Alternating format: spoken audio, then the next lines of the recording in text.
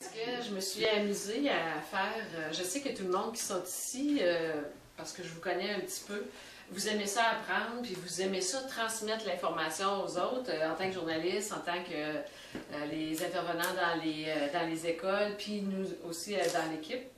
Fait que je me suis amusée un peu à vous sortir un peu des chiffres pour que vous sachiez où est-ce qu'on s'en va. Fait que le Nicaragua, en fait, vous savez que c'est situé entre le Honduras et le Costa Rica, en Amérique centrale, et juste pour s'amuser à faire un petit comparatif avec le Québec, au Nicaragua, il y a 5,8 millions d'habitants sur une superficie de 130 000 km². Au Québec, on est 7,9 millions sur 1 700 000 km². Fait que ça vous donne une différence de réalité que les jeunes là-bas y vivent. Là-dessus, il y a 2,9 millions d'habitants qui ont moins de 19 ans, ce qui veut dire 50% de la population.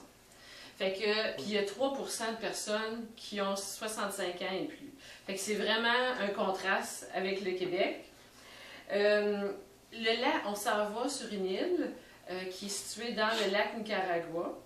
Le lac Nicaragua, il y a 8624 km². C'est un des plus grands lacs et c'est le plus grand lac d'eau douce qu'il y a au monde.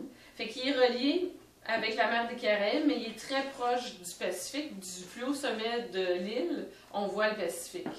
Fait que ça sera intéressant pour nos jeunes de voir ça. Et l'île d'Ometepe fait 276 km² pour 42 000 habitants.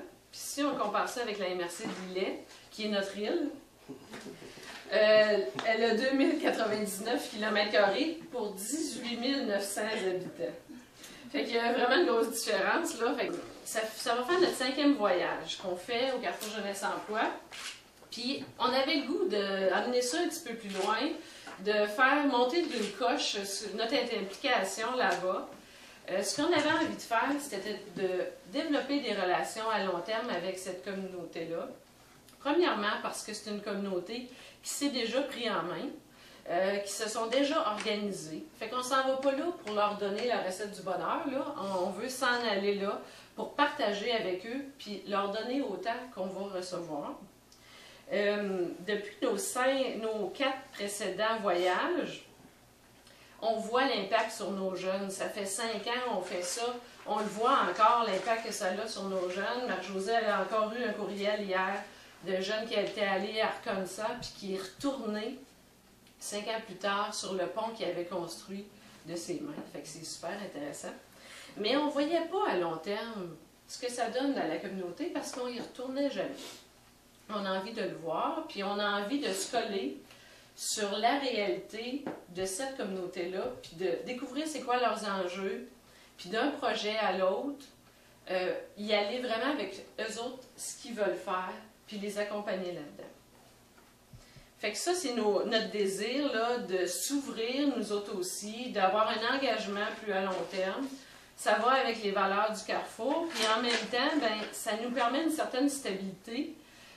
Au lieu de recommencer à chaque fois, de se faire des contacts, de faire un nouveau projet, là, on établit des liens en profondeur, puis on peut, à tous les ans, amener ça un petit peu plus loin, puis voir les résultats que ça donne.